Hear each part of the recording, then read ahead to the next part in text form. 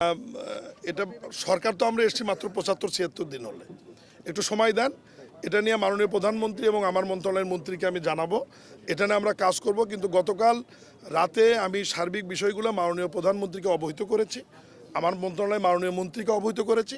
ওনারা তাৎক্ষণিক একটি সিদ্ধান্ত দিয়েছেন, নির্দেশনা দিয়েছেন, এবং সেই নির্দেশনার আলোকেই মাননীয় মেয়র যাতে এক ছাতার নিচে একটি কাজ করতে পারেন, এই জন্য আন্তঃ মন্ত্রণালয়ের সদস্যদের নিয়ে আমরা ওনার নেতৃত্বে ওনাকে কনভেনার করে একটা সমন্বিত কমিটি করে দিচ্ছি, যে কমিটি জলাবদ্ধতা, খাল খনন, খালের বিভিন্ন সমস্যা এবং সেবামূলক যে বিষয়গুলো রয়েছে জড়িত চট্টগ্রাম নগরবাসীর জন্য, এগুলো সব যে কোনো মুহূর্তে উনি মিটিং ডেকে সবাইকে নিয়ে সমাধান করতে পারবে।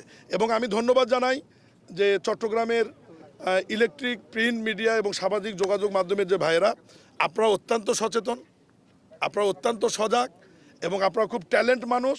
তবে এইটুকু অনুরোধ করি, শুকনা রাস্তাকে আপনারা ভাই চট্টগ্রাম বৃষ্টির মধ্যে ভাসছে এটা দিয়ে